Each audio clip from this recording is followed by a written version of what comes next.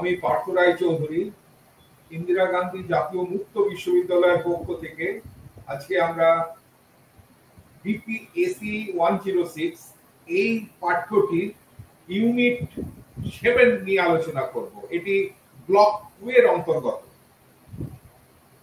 এখানে আজকে আমাদের পাঠ্যের বিষয় হচ্ছে উদারীকরণ, বেসরকারীকরণ ও বিশ্বায়নের পরিপ্রেক্ষিতে আমাদের জননীতি কেমন হবে। কনটেক্সট আমরা পড়ব আজকে, এলপিজির কনটেক্সট পাবলিক পলিসিতে সেটা কেমন হবে সেটা জানার জন্য আজকে পড়ব। প্রথমে এর উদ্দেশ্যটা হলো যে এই ইউনিট থেকে আমরা প্রথমে জেনে নেব যে লিবারালাইজেশন, যেটাকে আমরা বলছি উদারীকরণ, বা প্রাইভেটাইজেশন, যেটাকে বলছি আমরা বেসরকারীকরণ, এবং গ্লোবালাইজেশন, যেটা হচ্ছে বিশ্বায়ন। এই শব্দগুলোর প্রথমে আমরা অর্থ এবং তাদের গুরুত্বগুলো জেনে নেব। আর এগুলো কেন জানবো? এগুলো জানবো আমরা জাতীয় নীতির এজেন্ডা তৈরিতে কেমন ভাবে এই সমস্ত ব্যবস্থাগুলি আমাদেরকে এগিয়ে নিয়ে যায়। যেমন উদারীকরণ, বেসরকারীকরণ, বিশ্বায়নের এদের প্রভাবগুলো বিশ্লেষণ করা এবং বিশ্ব অর্থনৈতিক পুনর্গঠনে এর কি লিমিটেশন সেটাও আমরা জেনে নেব। তো প্রথমে আমরা ভূমিকা নিয়ে এগোবো। তো সেই ভূমিকার প্রথমে জাতীয় নীতির এজেন্ডাগুলি হচ্ছে কি উদারীকরণ, বেসরকারীকরণ এবং বিশ্বায়ন, যেটাকে আমরা সংক্ষেপে বলছি এলপিজি। এটা এক প্রকার ঢেউয়ের মতো, মানে তরঙ্গ আর একটা শক্তি দিয়ে চলাচল করছে, মানে একটা ঢেউ হিসাবে চলছে। এর প্রবাহ কিন্তু কখনোই থামবে না, এটা চলতেই থাকছে, বেশ কিছুদিন ধরে এটা চলছে। তো এর যে প্রবাহ আমাদের দেশের কি কি জিনিস চেঞ্জ করে দিচ্ছে, যেমন জাতীয় মূল্যবোধ, সংস্কৃতিতে এটার আলোড়ন কিন্তু অনেকাংশই। এবং যেটাকে আমরা বলছি নেশন স্টেট, যত নেশন স্টেট আছে বা জাতি দেশ আছে তাদেরকেও এই এলপিজি গভীরভাবে প্রভাব ফেলে গেছে। সম্ভবত এর কারণ কি, যে মার্কিন যুক্তরাষ্ট্র বা যুক্তরাজ্য বা ভারতের মতো উদার যে সমস্ত গণতান্ত্রিক সমাজগুলি আছে, একই ধরনের সব জায়গাতে যে অপরাধ বোধ, যে বেকারত্ব, যে পরিবেশ দূষণ, অস্ত্র প্রতিযোগিতা, স্বাস্থ্য নিয়ে ঝুঁকির বিস্তার বা বয়স্ক জনগোষ্ঠীর যে প্রভাব, সেগুলো সব এই সব দেশে কিন্তু একরকম। এই সকল ঘটনাগুলি কি দেশে আমাদেরকে বাড়তি উত্তেজনা সৃষ্টি করছে এবং একটা কি বিশ্ব স্তরে একটা উত্তেজনা এমন সৃষ্টি করেছে যে জাতীয় সার্বভৌমত্ব রক্ষাবেক্ষণের বাস্তবতার উপর প্রভাব ফেলেছে। মূল কথা হলো কি, যে জাতীয় নীতি এজেন্ডাগুলো মূলত এলপিজি যে ঘটনাগুলি সেগুলোর মুখোমুখি হচ্ছে। এরপরে আমরা এলপিজির প্রেক্ষাপটে তার প্রকৃতি, তার নীতি এজেন্ডা কেমন প্রভাব ফেলবে তা নিয়ে আমরা বিস্তৃত আলোচনা করব। এখানে policy in context of liberalisation, যেটাকে আমরা বলছি উদারীকরণের পরিপ্রেক্ষিতে নীতির কি অবস্থা হবে। তো জাতীয় নীতির কেমন অবস্থা হবে সেটা আমরা জানছি, যে নীতি জাতীয়ভাবে গঠন করা হয়। আমরা একটা নেশন স্টেট, আমরা আমাদের জাতি, আমাদের দেশে আমরা নিজেরা গঠন করি, কিন্তু এই এলপিজির প্রেক্ষিতে বিশ্বব্যাপী এর প্রভাব আমরা কিন্তু এখন উপলব্ধি করছি। নতুন যে অর্থনৈতিক নীতি আমাদের দেশে চালু হয়েছে, যেটা 1991 সাল থেকে বা তারও আগে থেকে যে সমস্ত কাজগুলো চলছে, যে কেন্দ্রীয় সরকার ভারতীয় অর্থনীতির উপর বিভিন্ন রকম নিয়ন্ত্রণ আরোপ করেছিল। কখন? 1991 সালের আগে আমাদের দেশ স্বাধীন হওয়ার পর থেকে বিভিন্ন জাতীয় যে সমস্ত ইন্ডাস্ট্রিয়াল নীতি এবং পরিকল্পনা ব্যবস্থা, সেই সব ক্ষেত্রে আমাদের একটা নিয়ন্ত্রণ ছিল। আমরা প্ল্যান ইকোনমিক্সে এগিয়ে গেছিলাম, প্ল্যান ইকোনমি নিয়ে এগিয়ে গেছিলাম। যেমন শিল্প লাইসেন্সিং ব্যবস্থা, প্রাইস কন্ট্রোল, আমাদের ইম্পোর্ট রেস্ট্রিকশন বা ফরেন এক্সচেঞ্জের যে সমস্ত কন্ট্রোল গুলো, সেগুলো সব আমরা কিন্তু আমাদের এই 91 সালের আগে আমাদের এগুলো বেশি বেশি করে আমাদের চালু ছিল অর্থনীতিতে এবং শিল্প ব্যবস্থার মধ্যে। তো এই নীতিগুলি কিন্তু নতুন শিল্প স্থাপনের যে সমস্ত উদ্যোক্তারা তাদেরকে কিন্তু অধিকাংশ ক্ষেত্রেই নিরুৎসাহিত করত। তারা কলকারখানা করার ব্যাপারে খুব একটা জোর দিত না, মানে যেখানে তাদেরকে উৎসাহিত করা হতো না, আসলে রাষ্ট্র থেকে তাদেরকে উৎসাহিত করা, সেরকম ভাবে তারা তাদের প্রাপ্য যে সমস্ত সুযোগ সুবিধা সেগুলো তারা পেত না, তাই কি অনেক রেস্ট্রিকশন ছিল। তাই কি হলো যে তার সাথে তাদের উদ্যোক্তাদের শুধু যে নিরুৎসাহিত করতো তা নয়, এগুলো তাদের সাথে সাথে আরো কি আমাদের দুর্নীতি, অযথা বিলম্ব, অদক্ষতা আর কি অকার্যকারিতার জন্ম দিয়েছিল। এই যে নতুন অর্থনৈতিক নীতি 1991 সাল থেকে, যেটাকে আমরা বলছি নিউ ইকোনমিক পলিসি, এই ধারণার জন্ম দিয়েছিল যে বাজারের, তারা কেন এনেছিল, তারা এনেছিল এই জন্য যে বাজারের যে সমস্ত শক্তি সরকারি নিয়ন্ত্রণের চেয়ে বেশি কার্যকর আর কি সঠিকভাবে অর্থনীতিকে পরিচালনা করতে পারে। তো উদারনীতির একটি গুরুত্বপূর্ণ ভূমিকা কি হলো, যে সরকারের নিয়ন্ত্রণ যেটা আছে সেটাকে হালকা করা আর কি অর্থনৈতিক উন্নয়নকে আরো উৎসাহিত করে আরো এগিয়ে নিয়ে যাওয়া। তাই উদারীকরণ, এই উদারনীতির একটা কিন্তু গুরুত্বপূর্ণ ভূমিকা হলো কি সরকারের নিয়ন্ত্রণকে হালকা করে দেওয়া আর কি যে অর্থনৈতিক উন্নয়নকে আছে, আমি আগেও বলেছি, যেটাকে আরো কি করে উৎসাহিত করা যায় তার চেষ্টা করা। উদারীকরণ একটি পদ্ধতি হিসাবে উদ্যোগের যে লিমিটেশন বা সীমাবদ্ধতা থাকে সেখান থেকে কিন্তু বের করে নিয়ে আসতে পারে। অন্য কথায় এর অর্থ হলো যে সীমাবদ্ধতার যে অবসান ঘটানো এবং অর্থনীতির একাধিক ক্ষেত্রকে আরো উন্মুক্ত করে দেওয়া। 1991 সালে ভারত যেটা উদারীকরণ নীতি সচল করেছিল, এক্ষেত্রে কি বেসরকারি সংস্থাগুলির নিয়ন্ত্রণ অনেক ক্ষেত্রেই কমিয়ে আনা হয়েছিল। যে সমস্ত ওদেরকে নিয়ন্ত্রণ করার ব্যাপারগুলো ছিল সেগুলোকে আমরা অনেক তাদের থেকে নিয়ন্ত্রণ করার ক্ষমতা কমিয়ে এনেছিলাম, তাদেরকে স্বাধীন করা, তাদের অটোনমির ক্ষেত্রে অনেক প্রাধান্য দেওয়া হয়েছিল। কিছু ক্ষেত্রে একদম সম্পূর্ণ মুক্ত বিদেশি কোম্পানি এবং তাদের বিনিয়োগের জন্য অর্থনৈতিক কিন্তু আমরা অনেক কিছু সীমানা একদম খুলে দিয়েছিলাম। তো উদারীকরণের উদ্দেশ্য সেই সময় বিধিনিষেধের অবসান ঘটানো, যা কি অর্থনৈতিক বিকাশ এবং যেগুলো বৃদ্ধিতে আমাদের বাধা সৃষ্টি করে সেগুলোকে আমরা হাঁটিয়ে দেবার ব্যবস্থা করেছিলাম। সরকারি নিয়ন্ত্রণ শিথিল করা বা বিভিন্ন বাণিজ্যিক বিষয় আর শিল্পের উপর সরকারি যে সমস্ত বিধিনিষেধ কমিয়ে ফেলাই হলো উদারনীতির বাস্তবায়ন। অ্যাকচুয়ালি উদারনীতিকে বাস্তবায়িত করা, বাণিজ্যিক বিষয় আর শিল্পের উপর সরকারি বিধিনিষেধকে কমিয়ে ফেলা।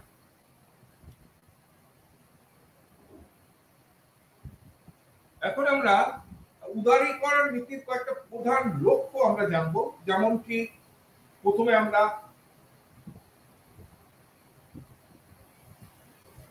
দেশের যে সমস্ত শিল্প সংস্থা আছে আমাদের, তাদের মধ্যে একটা প্রতিযোগিতার সৃষ্টি করা।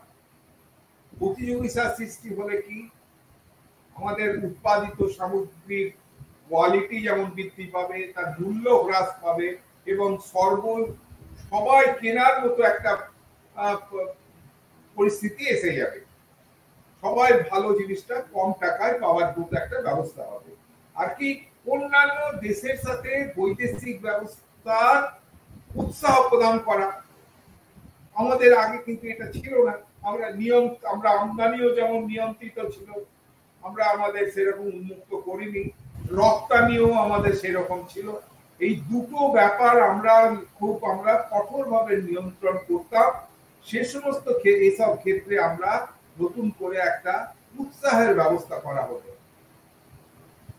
আবার বিদেশি পুঁজি বাইরে থেকে নিয়োগ করা আর বাইরে থেকে বিদেশি পুঁজিকে আনা এবং তাদের সাথে সাথে তাদের বিভিন্ন রকম প্রযুক্তি আমদানি করা, সেটাও আমরা নিয়ে এলাম ওই নতুন অর্থনৈতিক নীতি ব্যবস্থায়। আবার কি করলাম, দেশের বিশ্ব বাজারে অংশগ্রহণ, আমরা বিভিন্ন বাজারে চলে গেলাম। আমাদের দেশের যে সমস্ত আমাদের কারবারিরা সবাই বিভিন্ন বাজারে খুঁজে নিল সারা বিশ্বের, তাদের নিজের মতো করে তারা সেখানে ব্যবসা শুরু করলো। তাছাড়া পুঁজি বাজারেও তারা অংশগ্রহণ করলো, বিশ্বের বিভিন্ন পুঁজি বাজার থেকে সেখানে তারা বিভিন্ন রকম পুঁজি আনার ব্যবস্থা করলো। আর সাথে সাথে কি আমাদের দেশে যে ঋণ ব্যবস্থা হয়েছিল, যে ঋণের অবস্থায় আমরা ডুবে গেছিলাম, সেই সময়ে সেটাকে ধীরে ধীরে ধীরে ধীরে সেই ঋণের বোঝা আন্তর্জাতিক অর্থনৈতিক ব্যবস্থা থেকে যে সমস্ত ঋণ আমাদের দেশে নেওয়া হয়েছিল সেগুলোকে আমরা আরো কম করে দেওয়া, আমার বোঝা কমিয়ে ফেলা। এই লিবারালাইজেশন পলিসিটা আমরা এই সব কারণেই আমরা সেই সময় নিয়ে এসেছিলাম। তাছাড়া এই নীতির প্রাথমিক উদ্দেশ্যও ছিল ভারতের অর্থনীতিকে বিশ্বের সবচেয়ে দ্রুত আর কি উন্নয়নশীল অর্থনীতিতে পরিণত করা, যা বিশ্বের বৃহত্তম অর্থনীতি হতে একদিন আমাদের সাহায্য করবে। ইতিমধ্যে ওই যে সমস্ত উল্লেখিত যে সমস্ত ব্যবস্থা আমরা নিয়েছি সে সমস্ত উদারীকরণ নীতির মধ্যে রয়েছে কি,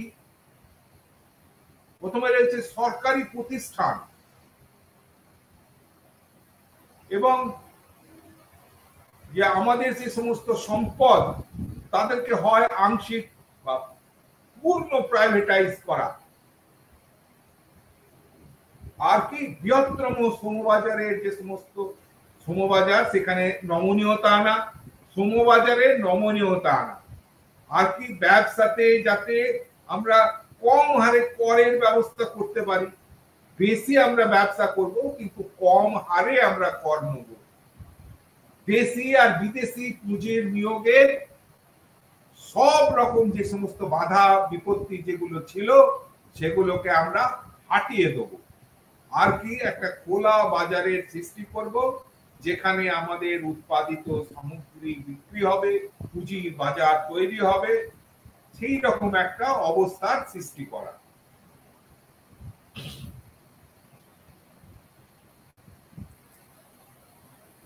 তো এক্ষেত্রে পলিসির কনটেক্সট অফ প্রাইভেটাইজেশন আমাদের কি হবে, বেসরকারীকরণের পরিপ্রেক্ষিতে নীতি কেমন হবে।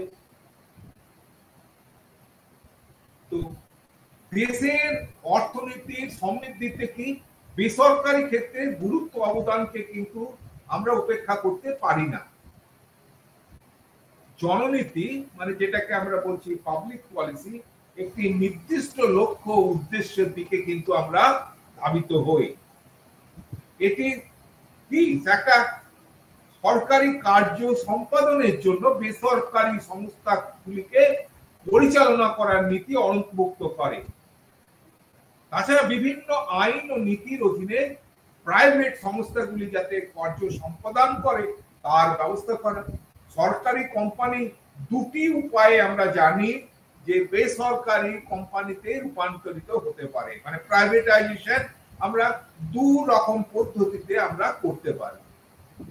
একটা প্রথমটা হচ্ছে ডিসইনভেস্টমেন্ট, আর দ্বিতীয় পদ্ধতি হচ্ছে সরকারের মালিকানা এবং পরিচালনা থেকে বেরিয়ে আসা, হয় সেটা আংশিক বা সম্পূর্ণ। তো এক্ষেত্রে প্রথমটা হচ্ছে বিক্রি করে দেওয়া, আর দ্বিতীয় ক্ষেত্রে হচ্ছে আমরা মালিকানার যে সমস্ত আছে অন্য কাউকে, সরকার তার নিজস্ব যে সমস্ত আমরা পরিচালনা করছি সরকারি ব্যবস্থার মাধ্যমে সেটা সেখান থেকে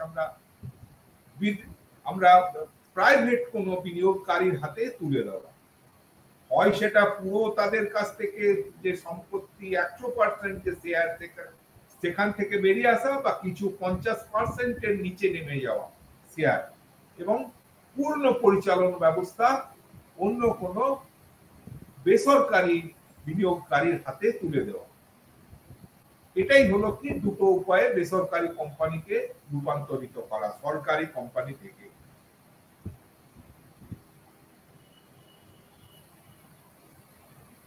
আর যখন উৎপাদনশীল সম্পদের 100% মালিকানা বেসরকারি বিনিয়োগকারীদের কাছে বিক্রয় করা হয় তখন তাকে বলা হয় বেসরকারীকরণ।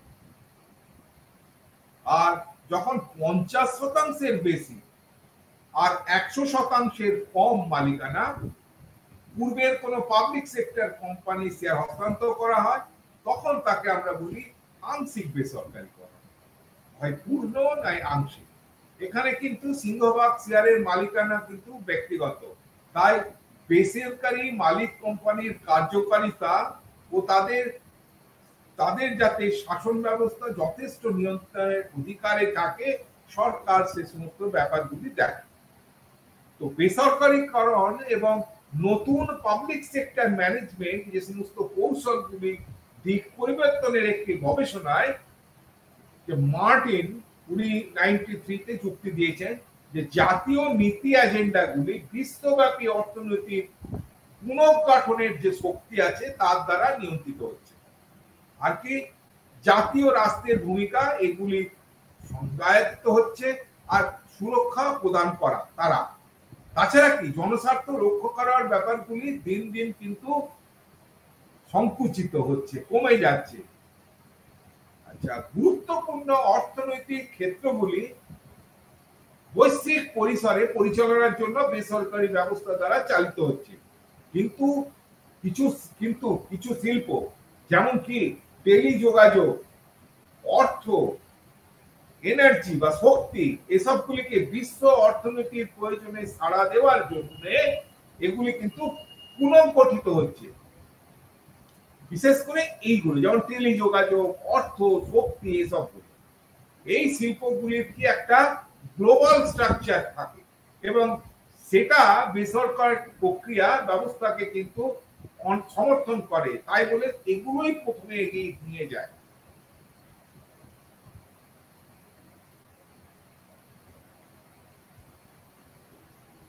আচ্ছা, আমলাতান্ত্রিক ব্যুরোক্রেটিক স্বার্থের দৃষ্টিভঙ্গি আমরা জানি যে আমলাতান্ত্রিক স্বার্থের দৃষ্টিভঙ্গির দিকে তাকিয়ে আমরা সেই গর্ডন টুলক তার বই দ্য পলিটিক্স অফ ব্যুরোক্রেসি, যেটা 1965 সালে প্রকাশিত হয়েছিল, সেখানে তিনি কি সুপারিশ করেছিলেন যে প্রতিযোগিতাই হলো সর্বোৎকৃষ্ট পথ। কিসের জন্য সর্বোৎকৃষ্ট পথ? আমলাতন্ত্রকে হাঁটানোর জন্য। তো পাবলিক চয়েস থিওরি থেকে আমরা জেনেছি, তো আমলাতন্ত্রকে হাঁটানোর জন্য সুপারিশ করা হয়েছিল কি যে প্রতিযোগিতায় কম্পিটিশনই হলো সর্বোৎকৃষ্ট পথ। এ ব্যাপারে কি কি জিনিস আমরা নিয়ে যেতে পারি, যেমন কন্ট্রাক্টিং আউট মানে চুক্তিবদ্ধকরণ, প্রাইভেটাইজেশন বা যেটাকে বলছি বেসরকারীকরণ, আর কি সরকারি বিভিন্ন দপ্তরের মধ্যে একটা প্রতিযোগিতা সৃষ্টি করা এবং প্রতিযোগিতা বৃদ্ধি করা যাতে তাদের আর কি কর্মক্ষমতা, এক পারফরমেন্স, তাদের বিভিন্ন পারফরমেন্স গুলো অ্যাসেসমেন্ট করা এবং তাদের বৃদ্ধির জন্য কি শুধু অ্যাসেসমেন্টই নয়, বিভিন্ন ডিপার্টমেন্টের যে অ্যাসেসমেন্ট করে তাদের যারা ভালো তাদের পুরস্কারের সুপারিশ করা, পারফরমেন্স অ্যাসেসমেন্ট মেন জিনিস। তো গর্ডন টুলক 1976 সালের আইএফএ পাম্পলেটে যদিও সেরকম সাড়া ফেলতে পারেনি, কিন্তু 1980 আর 90 দশকে এগুলি যথেষ্টই সাড়া ফেলেছিল। পিটার সেলফ করছে 1993 সালে তার ব্যাখ্যা অনুযায়ী।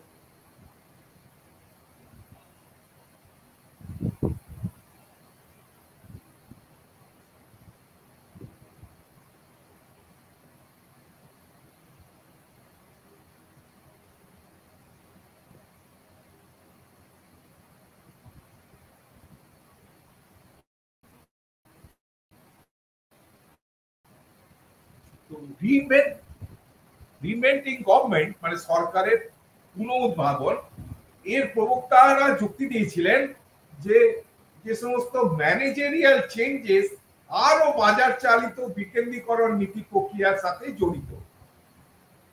সেখানে একটি কি জটিল সমাজ পরিচালনার জন্য যে হিয়ারার্চি বা শ্রেণীবিন্যাস থেকে সেখানে কিন্তু অংশগ্রহণ বরং দলগতভাবে কাজকে যোগদানকে বোঝায়। ও ওসবর্ন এবং গেবলার 1993 সালে এরকমই ওনারা ব্যাখ্যা করে গেছিলেন।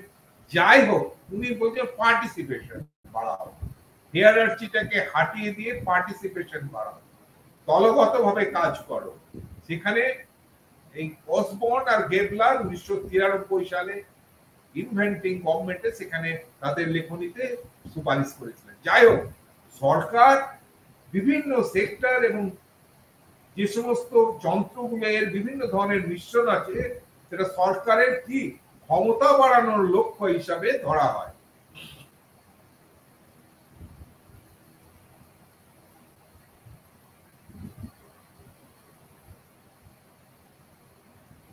ওইসিডি 1992 এর সমীক্ষায় জানা গেছে যে বিভিন্ন যে সমস্ত আমাদের সদস্য রাষ্ট্র যে সর্বাধিক যে সমস্ত জনপ্রিয় যে সমস্ত উদ্যোগগুলো হলো সেগুলো কি এক একটা করে আমরা সেটা জানছি। একটা প্রথমটা ডিকনসেন্ট্রেশন অফ সেন্ট্রাল গভর্নমেন্ট, ডিকনসেন্ট্রেট এক জায়গায় না থেকে বিভিন্ন জায়গায় ছড়িয়ে দেওয়া। ডেভেলপমেন্ট অফ এজেন্সিস, যে সমস্ত বিভিন্ন এজেন্সিগুলো সরকারের হয়ে কাজ করে সেই সমস্ত এজেন্সিগুলোর উন্নয়ন করা। 3 নম্বর কি যে সমস্ত রিঅর্গানাইজেশন অফ পাবলিক এন্টারপ্রাইজেস, সরকারি যে সমস্ত উদ্যোগগুলো থাকছে তাদেরকে একটা পুনর্গঠনের মধ্যে দিয়ে যাওয়া, সবই হচ্ছে উন্নতির জন্য। আর limits to the public sector, মানে পাবলিক সেক্টর একটা লিমিটের মধ্যে এটা সীমাবদ্ধতার মধ্যে রেখে দেওয়া। প্রাইভেটাইজেশন, বেসরকারীকরণ। তারপরে আরেকটা কি নিয়ম নীতি আনছে যে ডিসেন্ট্রালাইজেশন, যেটাকে আমরা বলছি বিকেন্দ্রীকরণ, কেন্দ্র এক জায়গায় না রেখে বিভিন্ন কেন্দ্রে ছড়িয়ে দেওয়া। New control of central management bodies, new role of central management bodies, কেন্দ্রীয় ব্যবস্থাপনা সংস্থার একটা আগে যে ছিল এখন একটা নতুন ভূমিকায় তাদের অবতীর্ণ করা। আর কি মার্কেট টাইপ মেকানিজম, বাজার জাতীয় কৌশলগুলোকে নিয়ে আসা।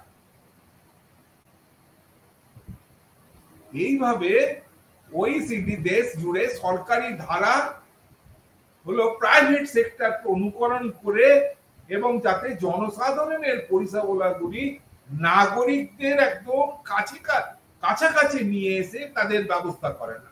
পরিবেশটা জনসাধারণের যে সমস্ত পরিষেবাগুলো একদম নাগরিকদের একদম কাছে নিয়ে যাও। এটা ওইসিডি 1992 সালের পেপার থেকে আমরা জানতে পারছি।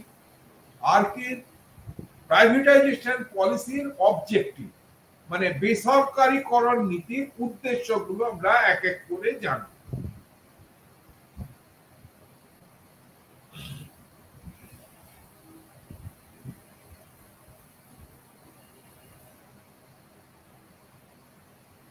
এই বেসরকারীকরণের কিছু প্রধান উদ্দেশ্যগুলো হলো সরকারের আর্থিক অবস্থার উন্নতি করা। সরকারের আর্থিক উন্নতি, বিভিন্ন খরচা বাড়ছে সরকারের, সে সমস্ত খরচাগুলো যাতে আমরা সামাল দিতে পারি তাই সরকারের একটা অবস্থার উন্নতি করা। আর কি পাবলিক সেক্টর কোম্পানির যে সমস্ত কাজের চাপ কমানো।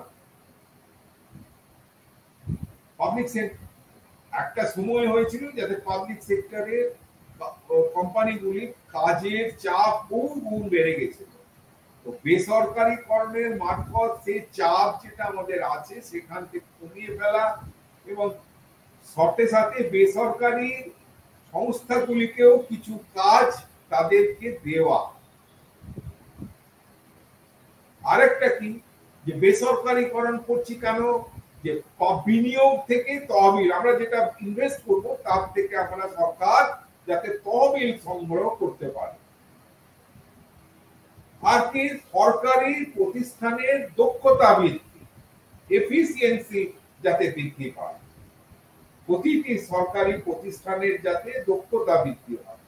আর কি কনজিউমারদের, উপভোক্তাদের আরো ভালো কি করে উন্নত পণ্য আর পরিষেবা আমরা প্রদান করতে পারি। আরেকবার করে বললে পরে আমরা বলতে পারি যে বেসরকারীকরণের কিছু প্রধান উদ্দেশ্য, আমি এবার দুবার করে বলছি, যে সরকারের একটা প্রথমের একটা আর্থিক উন্নতি করা,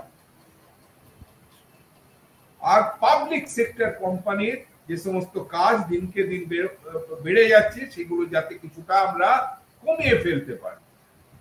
আর বিনিয়োগ থেকে আমরা যে সমস্ত প্রাইভেটাইজেশন করে যে সমস্ত আমরা টাকা কড়ি পাবো, তার থেকে আমরা যে ক্যাপিটাল আমরা রেজ করতে পারছি তা সরকারের কাজে আসে।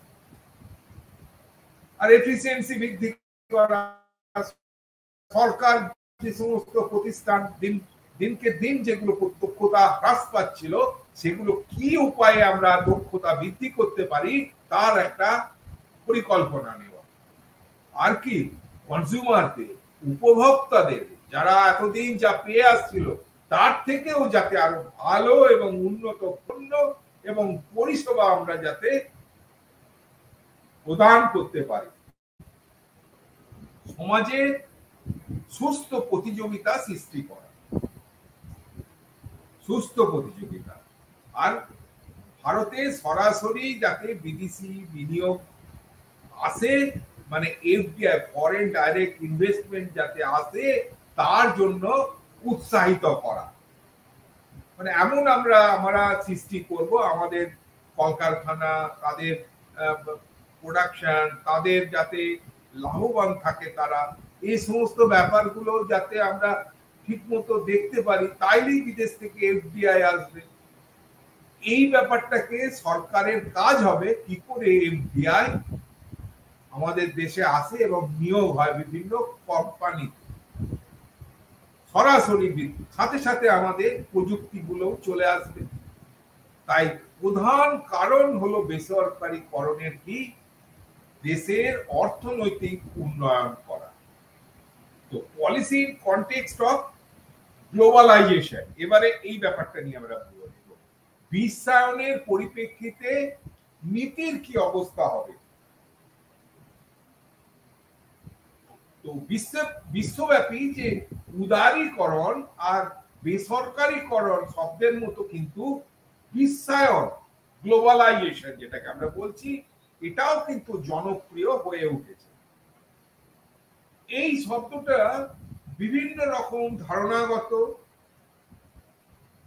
বৌদ্ধভিত্তিক, রাজনৈতিক, অর্থনৈতিক এবং সামাজিক প্রতিক্রিয়াও কিন্তু উদ্রেক করে। বিশ্বায়ন জাতীয় নীতি এজেন্ডায় তার কিন্তু অনেক প্রভাব বিস্তার করেছে। কিছু পণ্ডিত এই মত প্রকাশ করেন যে বিশ্বায়ন অনেক ক্ষেত্রেই রাষ্ট্র প্রশাসনের ভূমিকায় একটা শেষ অবস্থার সূচনা করেছে। কারণটা কি? এক্ষেত্রে কারণ হলো যে বিশ্বায়নের ফলে কি হয়েছে, নেশন স্টেটের কাজকর্ম অনেক কমে গেছে। তারা কিন্তু কেবল কিছু কিছু ক্ষেত্র ছাড়া ম্যাক্সিমাম ভূমিকা থেকে সরে আসছে। তাই তারা বলছে যে বিশ্বায়ন অনেক ক্ষেত্রে রাষ্ট্র প্রশাসনের ভূমিকায় শেষ অবস্থার সূচনা করেছে। বিশ্বায়নের এবারে অর্থ কি, মিনিং অফ গ্লোবালাইজেশন। বিশ্বায়ন অ্যাকচুয়ালি কোনো কিন্তু আঞ্চলিক সীমানাকে, কোনো বর্ডার বা সীমানাকে কিন্তু স্বীকৃতি কোনো কালেই দেয়নি। আর কি বিশ্বের সমগ্র অঞ্চলকে এরা তাদের সমগ্র অঞ্চলটাকেই তাদের সীমানা বলে দাবি করে। মানে কোনো নির্দিষ্ট একটা, এর মধ্যে গ্লোবালাইজেশন বলতে আমি একটা নির্দিষ্ট রাষ্ট্র, একটা নির্দিষ্ট অঞ্চল, এটা নিয়ে নয়, সমগ্র বিশ্বের সমগ্র অঞ্চলটিকে এক বলে দাবি করে। এটা কি বিশ্ব শক্তি, অর্থনৈতিক ব্যবস্থা, প্রশাসনিক ব্যবস্থার একটা একীকরণ বোঝাচ্ছে। বিশ্বায়নকে বিভিন্ন পণ্ডিত বিভিন্ন প্রেক্ষাপট থেকে আসলে দেখেছেন, সংজ্ঞায়িত করেছেন। যেমন অর্থনীতিবিদরা তারা বলেছেন বিশ্বায়ন একটি সম্পূর্ণ সমন্বিত বিশ্ববাজার। তারা বলছে মানে integrated world market, fully integrated world market, অর্থনীতি ইকোনমিস্টরা এটা বিশ্বায়নকে এই চোখে দেখেছে। তাদের কাছে তো কোনো সীমানা নেই, বিভিন্ন অর্থনীতির বিভিন্ন জায়গা থেকে পুঁজি আসে, বিভিন্ন জায়গায় মাল বিক্রি হয়, বিভিন্ন জায়গায় থেকে কর্মচারীরা কাজ করতে যায়। তাই তাদের কাছে, অর্থনীতিবিদদের কাছে বিশ্বায়ন একটা বলছে যে সম্পূর্ণ সমন্বিত বিশ্ববাজার, ফুললি ইন্টিগ্রেটেড ওয়ার্ল্ড মার্কেট। রাষ্ট্রবিজ্ঞানীরা কি বলছেন বিশ্বায়নকে? একটা সুপার ন্যাশনাল গ্লোবাল গভর্নিং বডিগুলির সাথে একটি নতুন বিশ্ব ব্যবস্থা সৃষ্টি করেছে।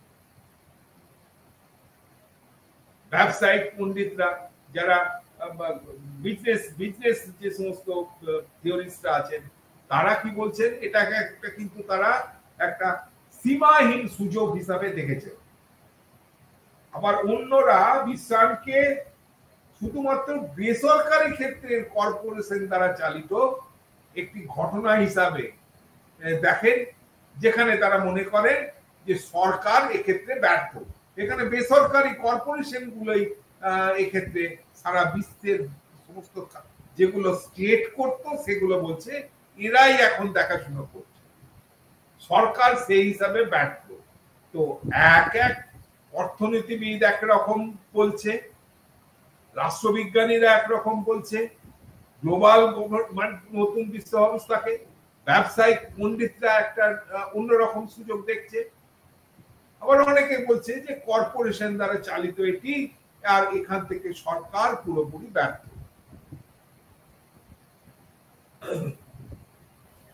অন্যরা কি বলছে যে বিশ্বায়ন একটি যে বিভিন্ন দেশের মধ্যে যে বাধাগুলো থাকে সেগুলোকে হ্রাস করার একটা, কমিয়ে ফেলার একটা প্রচেষ্টা হিসাবে দেখে। স্বাভাবিক, বিশ্বায়ন বলতে কি বলছে? যে সমস্ত একটা দেশের সাথে আরেকটা দেশের মধ্যে অনেক কিছুই বাধা ছিল, যে কাজগুলো আগে হতো না, যেগুলো কষ্টকর ছিল, সেগুলো বাধা হ্রাস হওয়ার ফলে সেগুলো বিশ্বায়নের জন্য সে সমস্ত জিনিস হ্রাস হয়ে গেছে, বাধাগুলি সরে গেছে, সেই হিসাবে সেগুলোকে দেখে। তাছাড়া কি বলছে? যে বিশ্বায়ন বিভিন্ন দেশের মধ্যে যে সমস্ত ঘনিষ্ঠ অর্থনৈতিক, রাজনৈতিক আর কি সামাজিক মিথস্ক্রিয়া, এসবকে উৎসাহিত করার একটা প্রচেষ্টা হিসাবেও দেখে। আরেকবার বলি যে বিশ্বায়ন বিভিন্ন দেশের মধ্যে যে বিভিন্ন ঘনিষ্ঠ অর্থনৈতিক ব্যবস্থা, ইকোনমিক সিস্টেম এবং তাদের রাজনৈতিক ব্যবস্থা আর কি বিভিন্ন সামাজিক যে সমস্ত ঘটনা, যে সামাজিক ব্যবস্থা, তার মধ্যে একটা ইন্টারাকশন বলে, অনেক ইন্টারাকশন হিসেবে অনেকে ধরে নেয়, মানে অর্থনীতি, রাজনীতি, সামাজিক এই সমস্ত বিভিন্ন ঘটনাক্রমের একটা ইন্টারাকশন হিসাবে দেখে এবং সেটাকে উৎসাহিত করার একটা প্রচেষ্টা হিসাবেও লক্ষ্য করে, দেখে।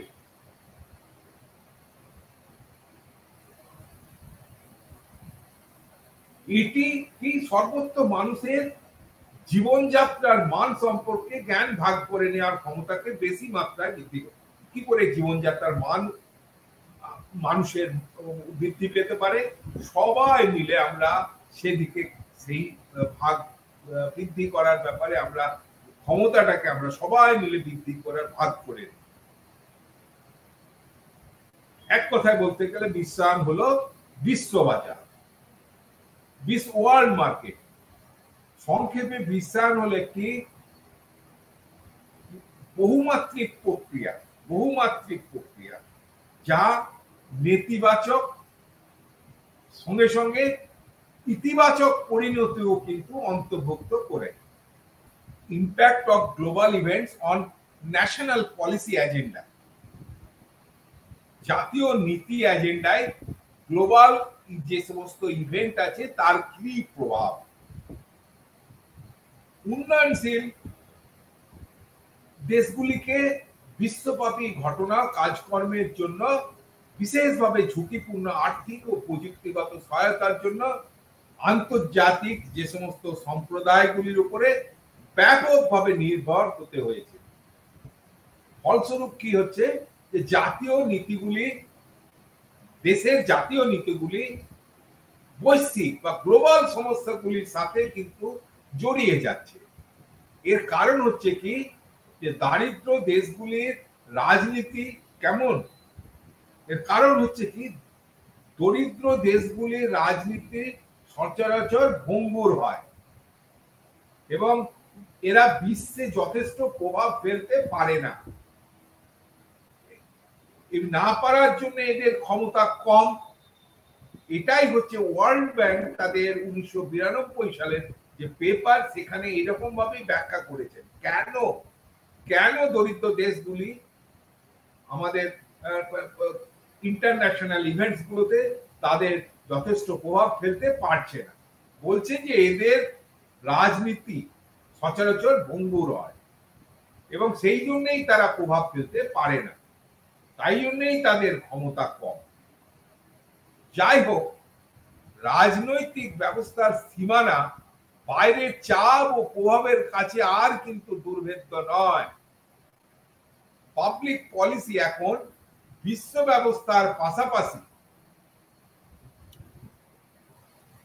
জাতীয় রাজনৈতিক ব্যবস্থার দ্বারাও কিন্তু সঞ্চালিত হচ্ছে।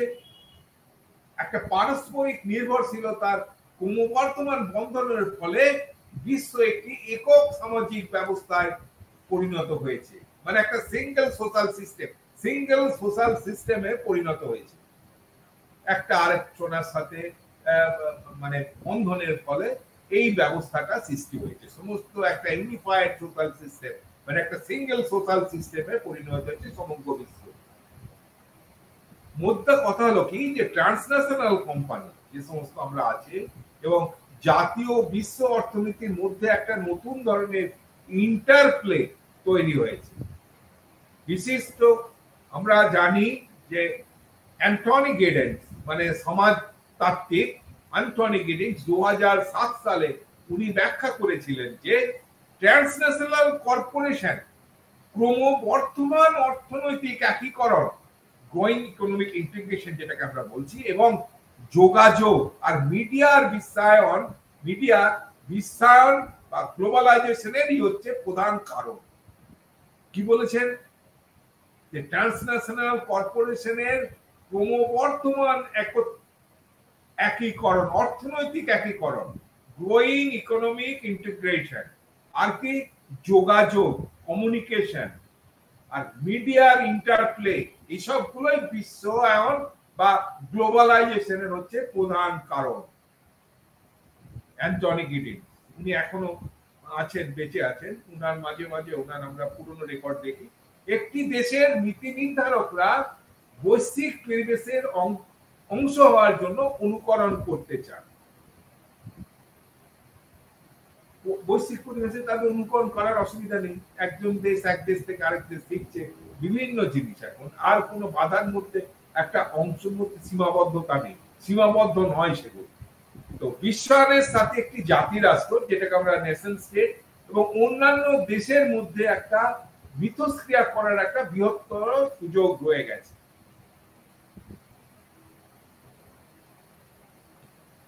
এখন একটি জাতি রাষ্ট্র বিংশ শতাব্দীর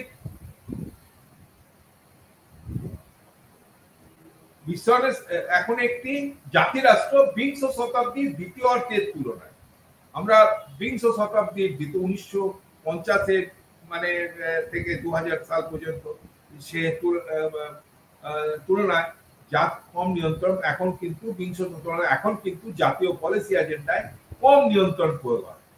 জাতীয় দৃষ্টিকোণ থেকে অর্থ হলো কি, যে নীতি এজেন্ডা গ্লোবাল হতে পারে, নীতিটা গ্লোবাল হতে পারে, কিন্তু নীতি প্রণয়ন, আমরা যেটা নীতি নেব, প্রণয়ন করব আর বাস্তব করব, অ্যাপ্লাই করব, অ্যাপ্লিকেশন, বাস্তবায়ন, সেটা কিন্তু জাতীয় থাকবে।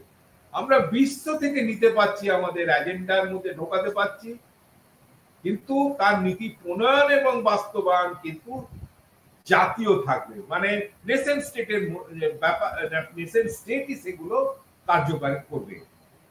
এইভাবে কি ট্রান্সন্যাশনাল কোম্পানি এবং জাতীয় এবং বিশ্ব অর্থনীতির মধ্যে একটা নতুন ধরনের পারস্পরিক ক্রিয়া প্রতিক্রিয়া ইন্টারপ্লে সৃষ্টি হয়েছে।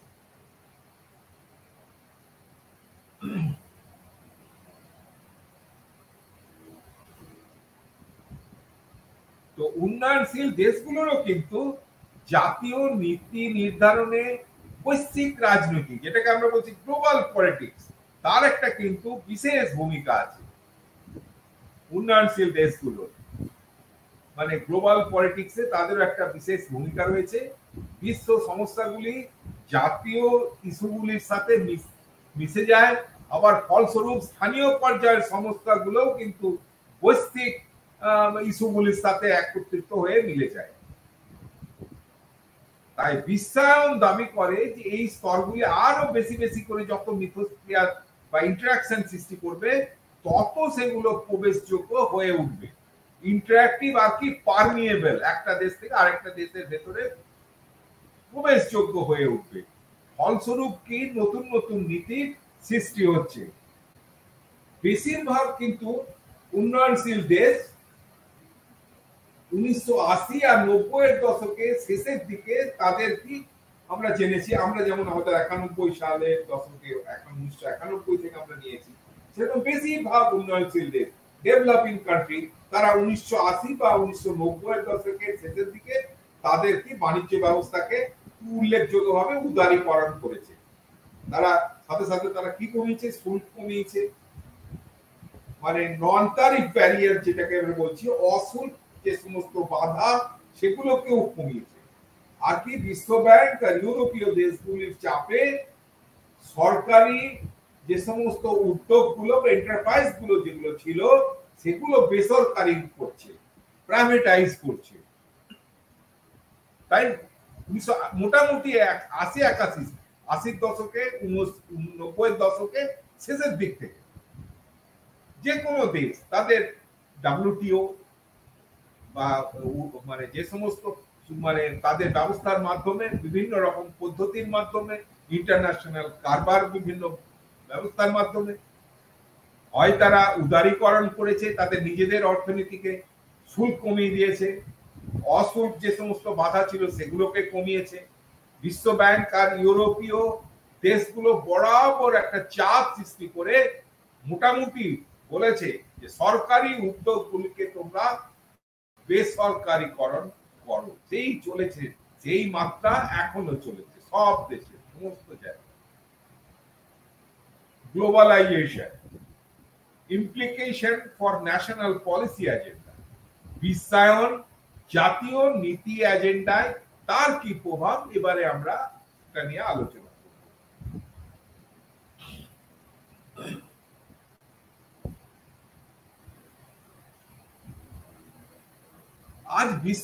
আজ বিশ্ব উচ্চমাত্রায় বিশ্বায়নের সম্মুখীন হচ্ছে এবং এর পূর্ণ প্রভাব আমরা অনুভব করছি।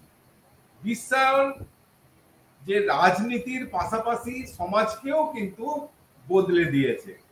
যদিও আগে আমরা বিশ্বায়নের অনেক গুণগান আলোচনা করেছি, যদিও সেগুলি কিছু যদিও ইতিবাচক, কিছু নেতিবাচক, সমাজে শাসন ব্যবস্থা চালু রাখার জন্য তার এর প্রভাব কিন্তু সর্বত্র সমান নয়।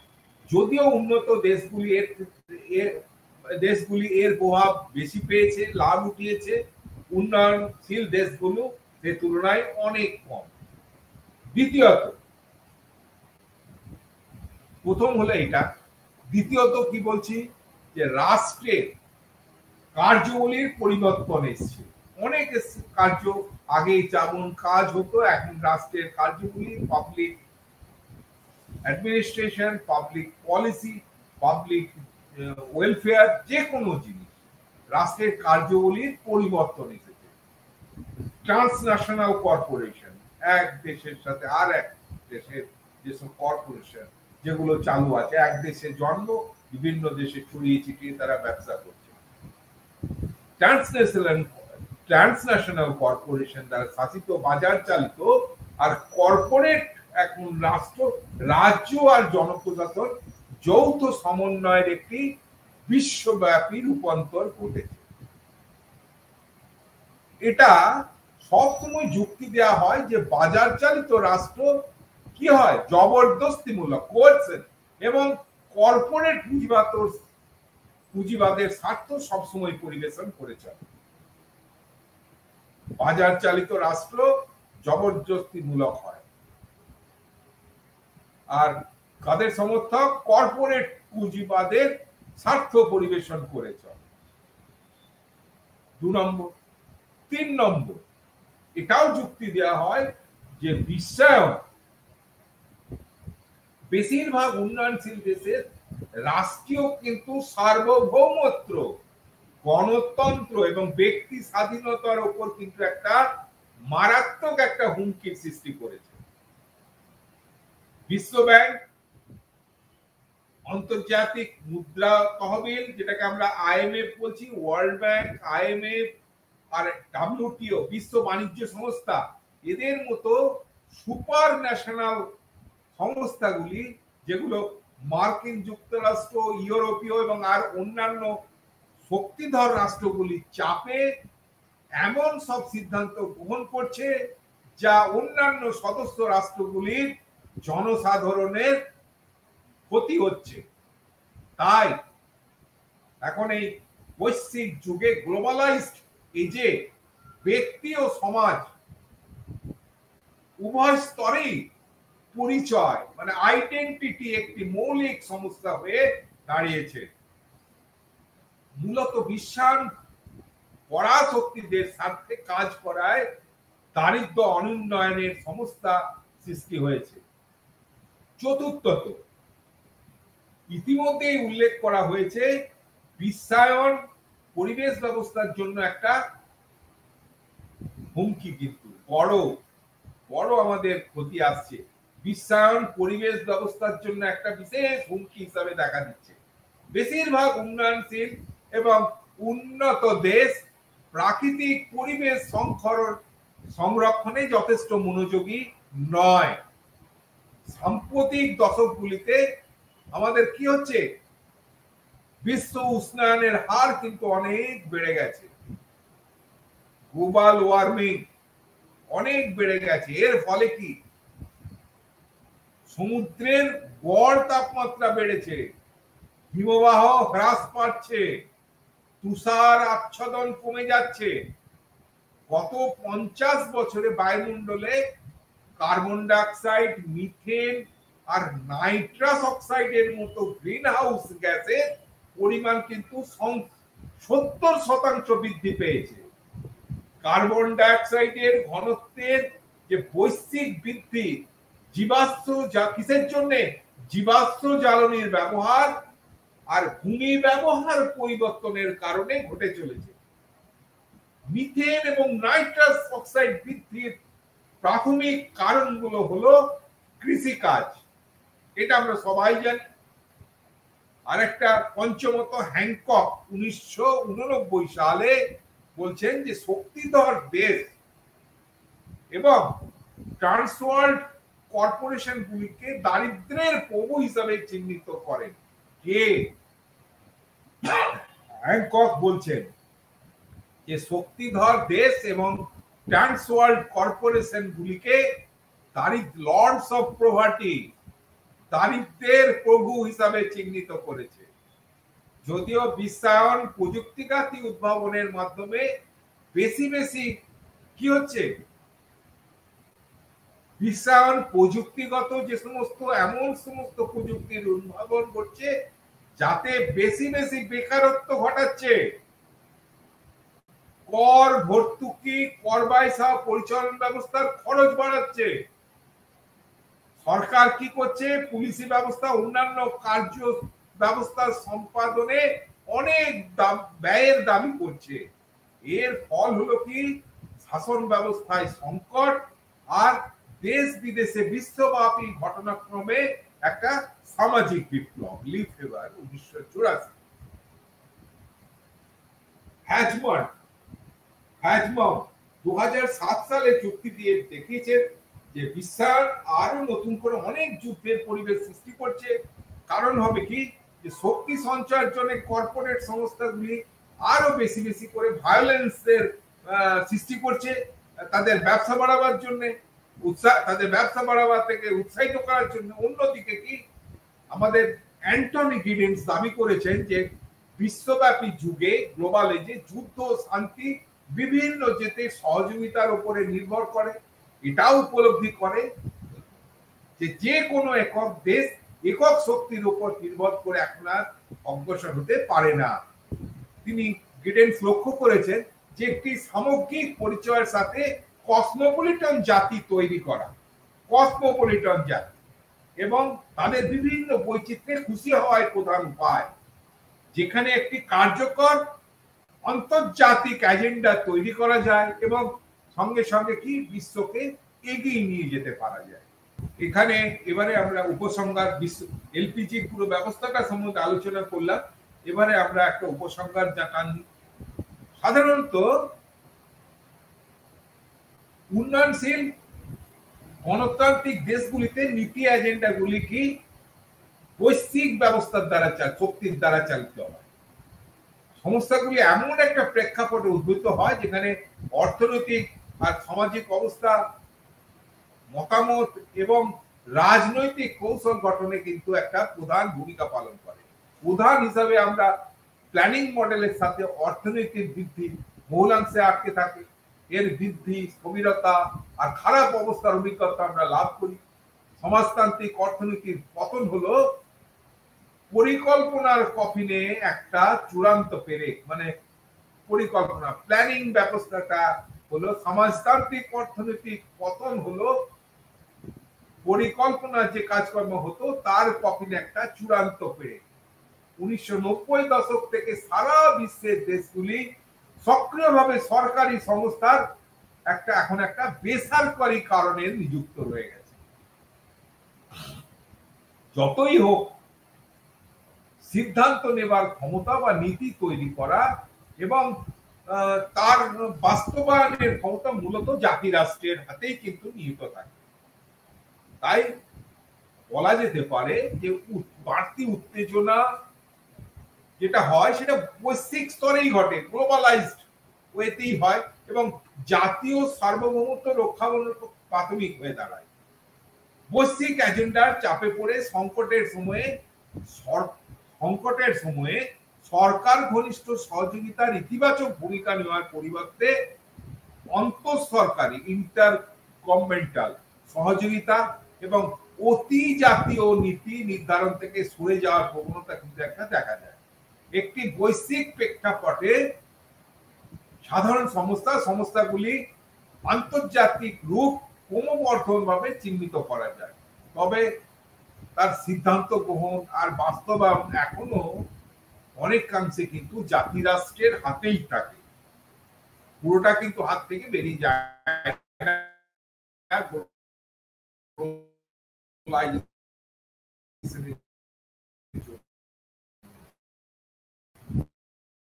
বৈশ্বিক আর্থসামাজিক কাঠামো জাতি রাষ্ট্রগুলি সরকার দ্বারা অনুষ্ঠিত যে সমস্ত রাজনৈতিক প্রক্রিয়া আর বিভিন্ন করেই থাকে। জাতীয় রাষ্ট্রের নীতিগত পারফরমেন্স আর বৈশ্বিক নীতির সাথে বিভিন্ন হওয়ার জন্য কার্য সম্পাদনের সাফল্য বিভিন্ন হবে। এখন কিছু সময় ধরে এটা মনে করা হচ্ছে যে বিশ্বায়নের একটা কিন্তু পতন দেখা দিয়েছে, তাই না? কারণ হিসাবে দেখাচ্ছে যে যুক্তরাজ্যের মানে ইউনাইটেড কিংডম ইউরোপিয়ান ইউনিয়ন থেকে বেরিয়ে আসা, এটা সবাই একত্রিত হয়ে যাওয়ার কথা, কিন্তু একটা উল্টো দিকে টার্ন নিয়েছে, যেটা হচ্ছে ইউনাইটেড কিংডম ইউরোপিয়ান ইউনিয়ন থেকে সরে আসা। অনেকে বলছে এটা বুঝি থমকে গেল, বিশ্বায়ন আমাদের যেটা করছে সেটা কি থমকে গেল? কিছু একটা তাল কেটে যাওয়ার, কিন্তু এটা তাল কেটে যাওয়ার ইঙ্গিত কিন্তু এটা দিচ্ছে। এখন এটা অনুভব হচ্ছে যে বেশিরভাগ দেশ তাদের আর্থিক মানে ইকোনমিক অভিবাসন আর শ্রমনীতি কিন্তু স্বাধীন থাকতে চায়। তবুও এটি প্রকৃতপক্ষে এক সংযুক্ত বিশ্ব, ইন্টিগ্রেটেড ওয়ার্ল্ড বা একটি বিশ্বায়িত বিশ্ব। বিশ্বের এক অংশে যা ঘটছে তা কিন্তু অন্য অংশকে প্রভাবিত করছে। মার্কিন যুক্তরাষ্ট্রের বৈদেশিক প্রতিরক্ষা আর অর্থনৈতিক নীতিগুলি কিন্তু ভারতের নীতির সাথেও কিন্তু প্রভাবিত করতে পারে। আমরা তার একটা জিনিস যে কোভিড-19 এর মতো মরণ রোগের সময় লকডাউনের প্রভাব সারা বিশ্ব ব্যবস্থায় কিন্তু ছড়িয়ে পড়েছিল এই রোগকে আটকাবার জন্য। এই রোগকে প্রতিহত করার জন্য বিভিন্ন জাতি রাষ্ট্র কিন্তু বিভিন্ন রকম নীতি গ্রহণ করেছিল। এক এক দেশ এক এক রকম।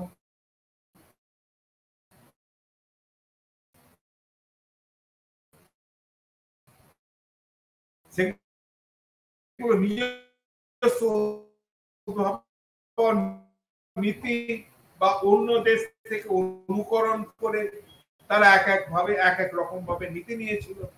এক দেশের এই একটা মহান ব্যবস্থা সেটা চলেইছে, সে ঢেউ এখনো চলছে।